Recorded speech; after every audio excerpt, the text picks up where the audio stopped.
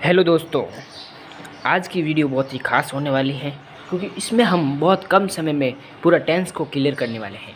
इसलिए आप एक सारणी बना रहे हैं, वो सारणी आप ध्यान से बनेंगे। टॉपिक है टेंस। पहले हमने वीडियो में एक टेंस पे बेसिक चर्चा की थी, पर आज हम एक सारणी के माध्यम पे पूरा कॉन्सेप्ट क्लियर करने वाले हैं। तो हमने ये सारणी बना दी है, अभी आप देखेंगे। सबसे पहले टेंस के 3 प्रकार होते हैं: प्रेजेंट टेंस, पास्ट टेंस और फ्यूचर टेंस। इन तीनों के चार होते हैं: present simple tense, present continue tense, present perfect tense, present perfect continue tense. अभी प्रेजेंट सिंपल टेंस में क्या होता है कि वर्ब की फर्स्ट फॉर्म प्लस एस या ई एस आता है। प्रेजेंट सिंपल टेंस में वर्ब की फर्स्ट फॉर्म प्लस एस या एस। अब प्रेजेंट कंटिन्यू में क्या आता है? Is are am plus verb की फर्स्ट फॉर्म में आई एन जी आती है। और प्रेजेंट परफेक्ट में आता है subject plus has have plus verb की थर्ड फॉर्म आती है। प्रेजेंट परफेक्ट कंटिन्यू में वही हैज हैव प्लस बीन आता है। इसके साथ क्या आता है? बीन प्लस वर्ब की फर्स्ट फॉर्म में आई एन जी आती है। ऐसे ही पास्ट सिंपल में वर्ब की सेकेंड फॉर्म प्लस सिर्फ वर्ब की सेकेंड फॉर्म है, सब्जेक्ट प्लस वर्ब की सेकेंड फॉर्म। पास्ट कंटिन्यू में subject plus was verb plus verb की फर्स्ट फॉर्म में आई एन जी आती है। अगर पास्ट परफेक्ट की बात करें तो subject plus had plus verb की third form. Past perfect continue had been plus verb की फर्स्ट फॉर्म में आई एन जी सिंस या फोर। फ्यूचर सिंपल टेंस में क्या होता है? शैल विल प्लस वर्ब की फर्स्ट फॉर्म आती है। फ्यूचर कंटिन्यू की बात करें तो subject plus will be plus verb की फर्स्ट फॉर्म में आई एन जी आती है। फ्यूचर परफेक्ट की बात करें will plus will have plus verb की थर्ड फॉर्म आती है। फ्यूचर परफेक्ट कंटिन्यू की बात करें फ्यूचर परफेक्ट कंटिन्यू तो will have plus been plus verb की फर्स्ट फॉर्म में आई एन जी। दोस्तों, टेंस की पहचान करनी बहुत सरल है। अगर किसी सेंटेंस में वर्ब की first form subject plus verb की फर्स्ट फॉर्म प्लस एस या ई एस दिखे तो वो सिंपल टेंस हो गया।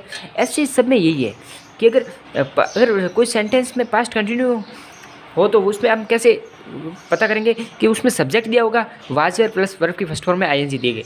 अभी कुछ इंपॉर्टेंट शब्द की बात कर देते हैं। जैसे ये बहुत ही इम्पोर्टेंट है। जैसे आई होता है ना, आई इसका अर्थ होता है मैं। इसी प्रकार इज आता है ना, इज इसका अर्थ होता है। ये बहुत इंपॉर्टेंट है, छोटे छोटे वाक्य समझने के लायक हैं। यू का अर्थ होता है तुम। क्या होता है दोस्तों? तुम। हिज का अर्थ होता है उसका। क्या होता है? उसका। हर का अर्थ होता है उसकी। वैसे ही वी का अर्थ होता है हम। दे का अर्थ होता है वे।